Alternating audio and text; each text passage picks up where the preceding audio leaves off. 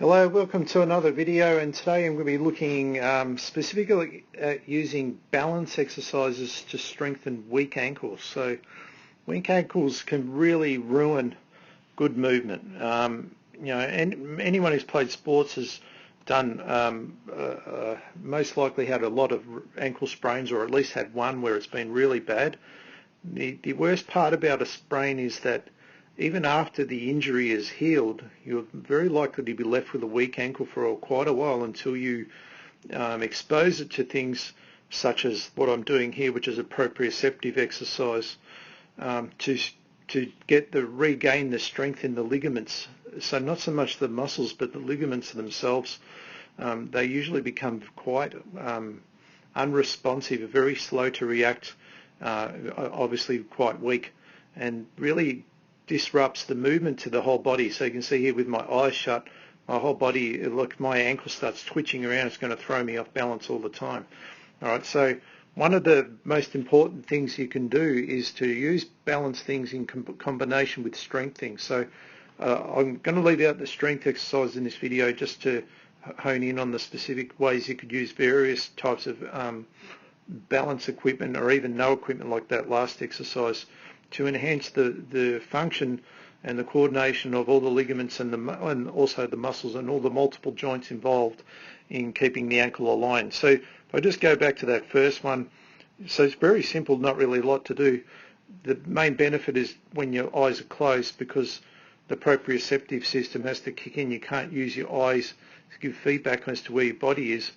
And if those ligaments are not reacting correctly, or the muscles are feeding in combination with the ankle, you're going to be constantly falling over, which will set you up for a stack of problems the minute you go to stand. Now, that's where the beauty of balance wobble boards and BOSU in this case, they can really speed up that process for you. Instead of just doing single leg balance, you can actually incorporate that same feeling within a movement. So as opposed to just standing still, that's a lot different to what's going to happen when I'm actually standing up. So on this side, there's not really a lot of wobble. This is pretty simple. BOSU on the flat side. The BOSU is just such a big surface area, it just doesn't give enough instability. Now, having said that, when I move to this dome side, now it's going to give me tons of instability, and I'm going to be moving in 360 degrees, because as much as there's going to be a lateral movement, there's going to be this forward and back movement. So this is what I don't get from standing on the floor. I will get standing on this. Now, this would be in sports. If anyone who's played basketball would have most likely stood on someone's shoe and rolled their ankle pretty badly. I've done like many times, excruciatingly painful. And even you go trail running, so even you're playing sports, just trail running or hiking, you can stand on a route or in a hole, and that same feeling you're going to get from the BOSU here. So again, doing this eyes open is not really that difficult, but doing it eyes shut is immensely difficult.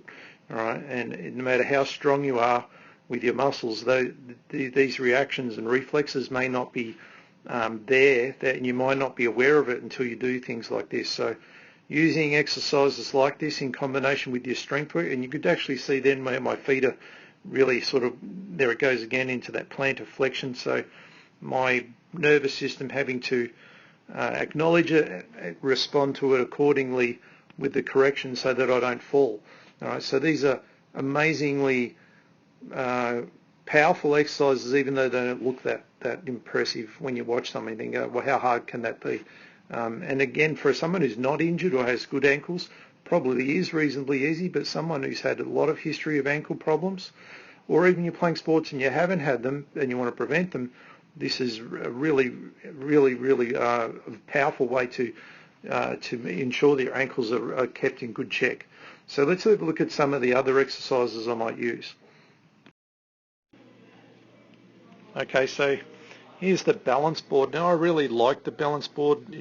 I wouldn't say it's necessarily better than the BOSU, but I like it because the reaction time is way faster. I also have several variations that I can, so I'm testing it in its lateral capacity right now.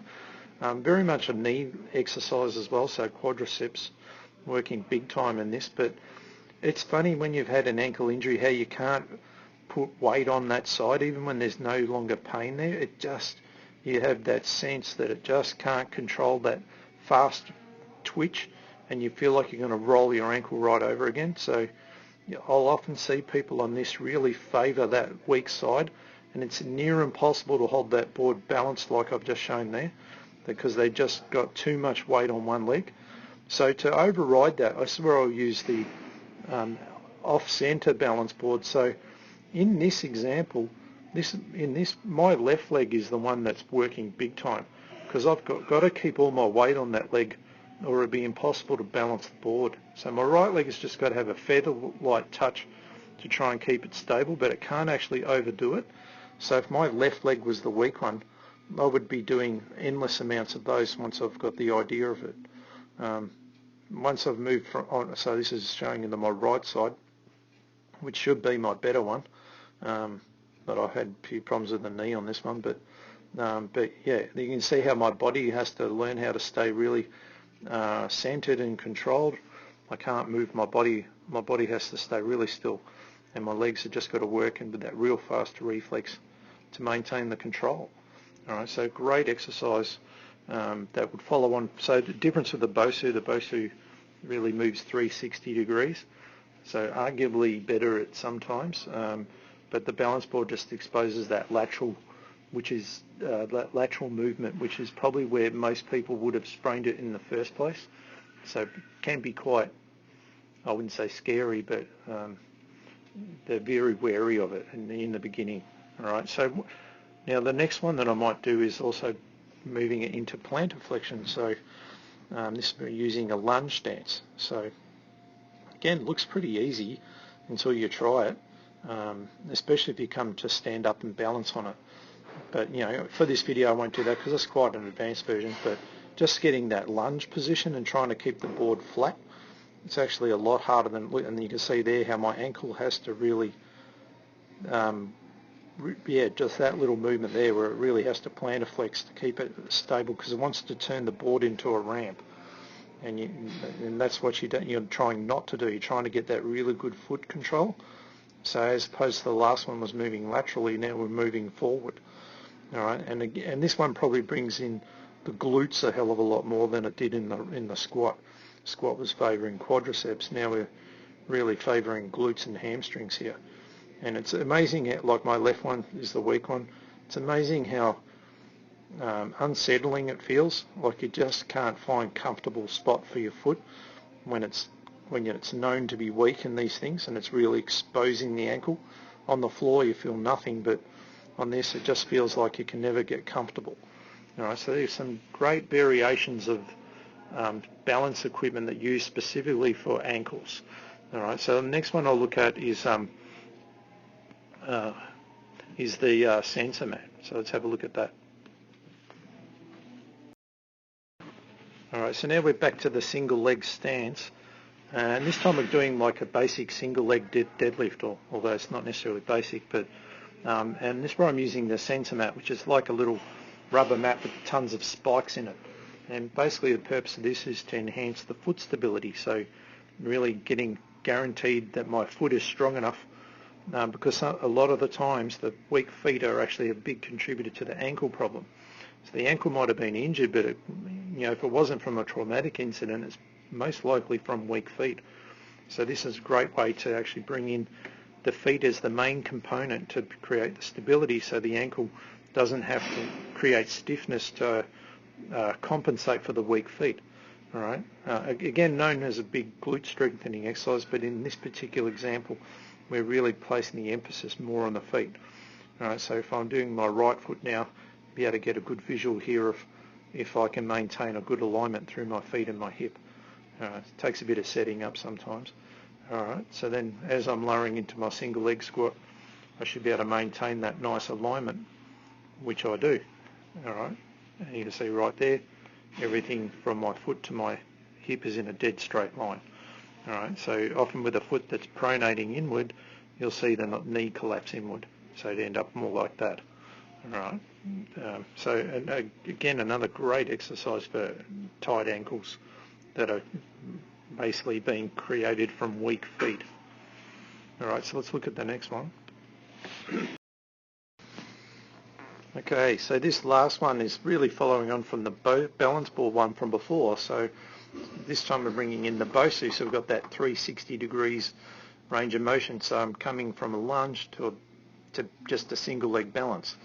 Because I'll never get a stable foot because the BOSU is always moving. You can see how my ankle's moving tons right now. I'll magnify that up a bit for you so you can see it. My ankle having to react to try and like counter all of the multi-directional movement so that I can complete the movement like I want it to. So very, very challenging one. Not one that I would start with. I would actually work with that proprioceptive one we did at the beginning and the single leg deadlifts first, all the easier stuff before I progress to this. But this one very specific to basketball, like it's actually mimicking a layup or even just jumping in, from many ball sports, football and stuff like that. You can see how, my core is even a big component of this.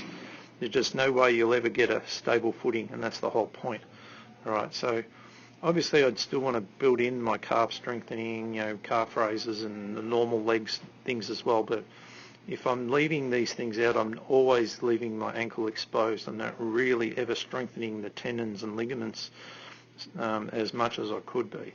All right, so these are great examples of how you can put it all together. All right, so I hope you enjoyed that video, and we'll see you on our next one.